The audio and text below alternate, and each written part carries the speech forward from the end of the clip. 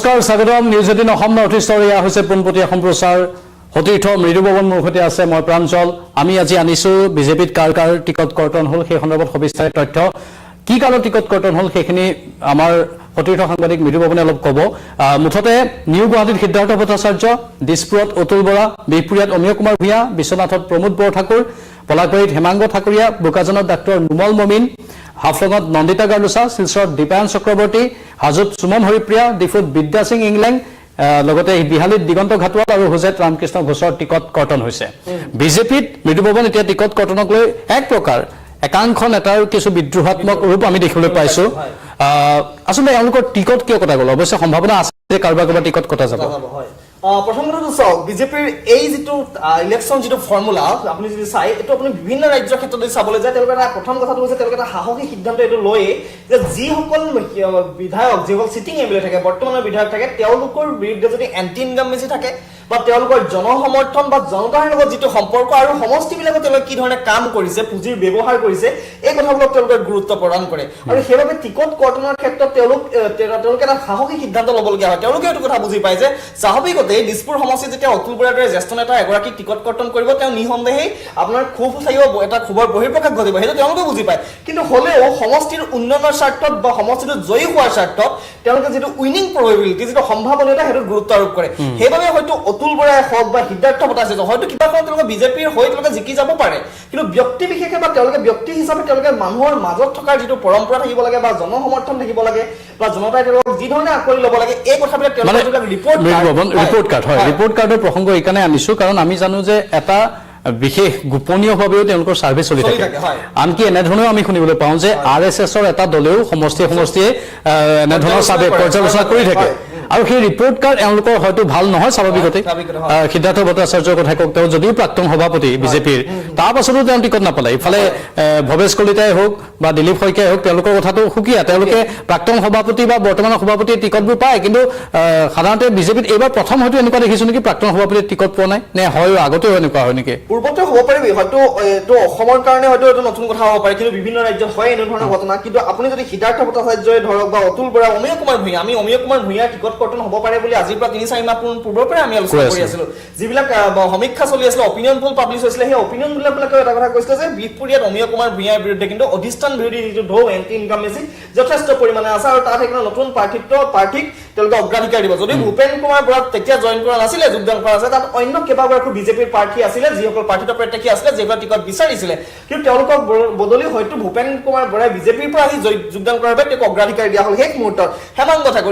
ঠাকুৰীয়া কিয় টিকট নাপালে হেমাংগ ঠাকুৰীয়া আৰু হিমাংশু শেখৰ বৈশ্যৰ যিখন ব্যক্তিগত কাজিয়া সেই কাজিয়াই আচলতে গোটেই তেওঁলোকৰ যিটো ৰাজ্যৰ ৰাজনীতি বা ৰাজ্যিক বিজেপিৰ নেতৃত্বক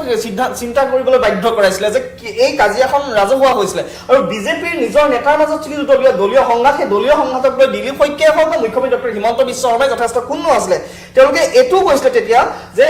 এই দুজনৰ যদি কাজিয়া এনেধৰণে হৈ থাকে তেন্তে আমি পৰৱৰ্তী সময়ত তৃতীয় এজন ব্যক্তিক অগ্ৰাধিকাৰ দিব লাগিব কিন্তু হিমাংশু শেখৰ বৈশ্যই কিন্তু যদিও কাজিয়া কৰি আছিল বা সংঘাত হৈছে তাৰ পিছতো কিন্তু তেওঁ ৰাষ্ট্ৰীয় নেতৃত্বই হওক বা ৰাজ্যিক নেতৃত্বৰ দৃষ্টি আকৰ্ষণ কৰিবৰ কাৰণে বিভিন্ন চেষ্টা চলাইছিল আৰু মানুহৰ মাজত থাকিবৰ কাৰণে বাৰম্বাৰ চেষ্টা চলাই আছিল আৰু এগৰাকী যুৱ নেতা সম্ভাৱনাপূৰ্ণ এগৰাকী যুৱ নেতা সেইবাবে হেমাংগ ঠাকুৰীয়াক কৰ্তন কৰি তাত আপোনাৰ দিয়া হ'ল কাক এই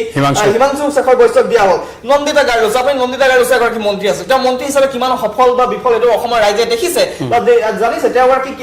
বহুত বেছি নীৰৱ থাকে তেওঁক নিজৰ কথাখিনি যি ধৰণে প্ৰকাশ কৰিব লাগে এক্সপ্ৰেছ কৰিব লাগে সেইখিনি কথাটো কোৱাটো তেওঁৰ ব্যৰ্থতা আছে মানে গণসংযোগত আমি নন্দিতা গাৰ্লুচা সেইটো দেখিবলৈ পাইছো সাংবাদিক গলেও যেনেধৰণৰ এটা গণসংযোগ কৰিব লাগে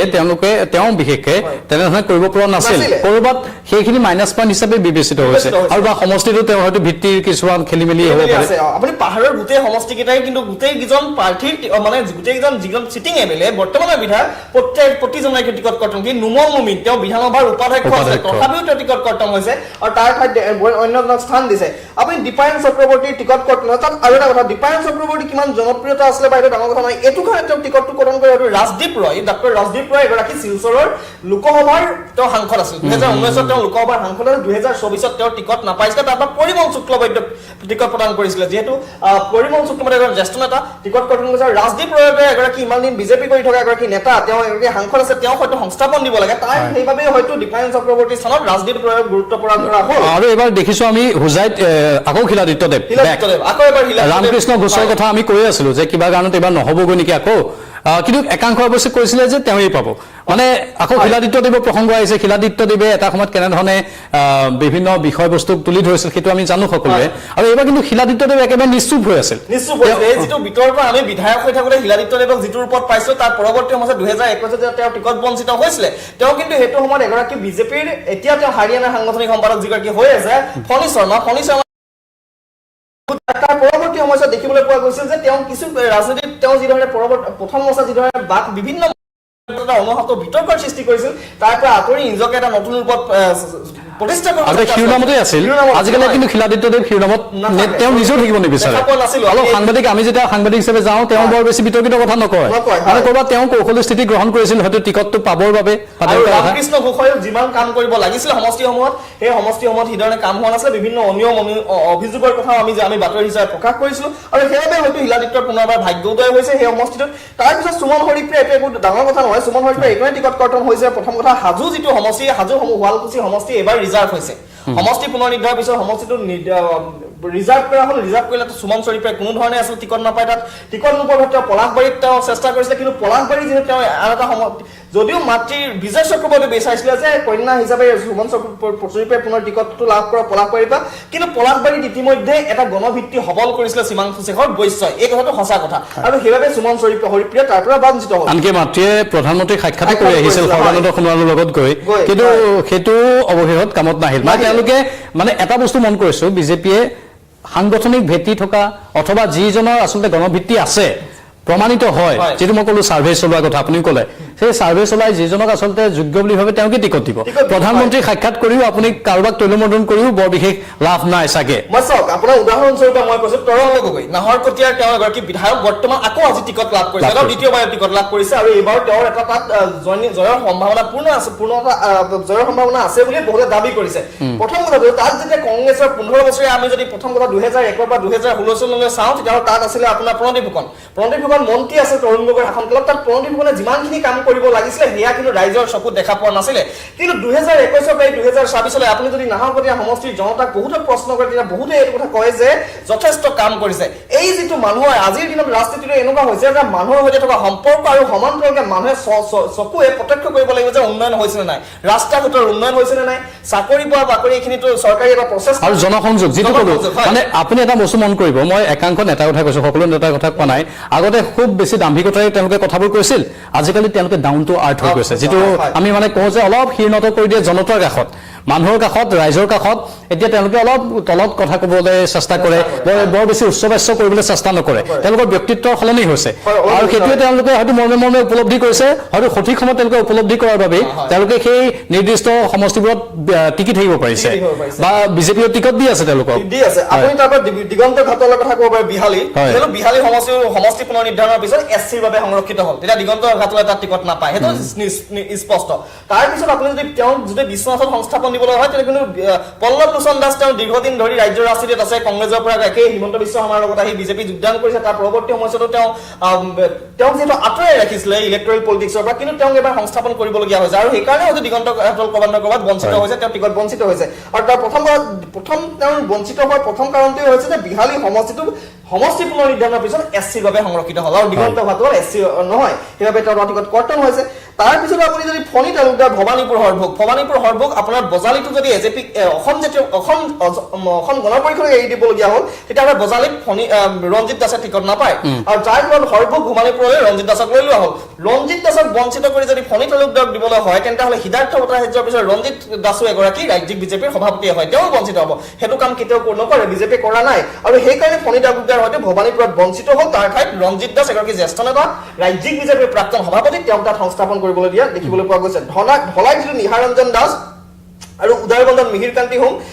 কান্তিৰ হোমৰ স্থানত দিয়া হৈছে ৰাজদীপ গোৱালাক আৰু ৰাজদীপ গোৱালাক দিয়া হৈছে ৰাজদীপ গোৱালাক এগৰাকী চাহ জনগোষ্ঠী সম্প্ৰদায়ৰ এগৰাকী নেতা তেওঁ যথেষ্ট কংগ্ৰেছত আছিলে বিধায়ক হৈছিলে পৰৱৰ্তী সময়ত বিজেপিলৈ আহিও তেওঁ বঞ্চিত হৈ আছিলে কিন্তু দেখিবলৈ পোৱা গৈছে তাত মিহিৰ কান্তি হোমৰ স্থানত উদাৰবন্দত কিন্তু ৰাজদীপ গোৱালাক স্থান দিয়া হ'ল একেদৰে নিহাৰ ৰঞ্জন দাস তেওঁ ধলাই সমষ্টিত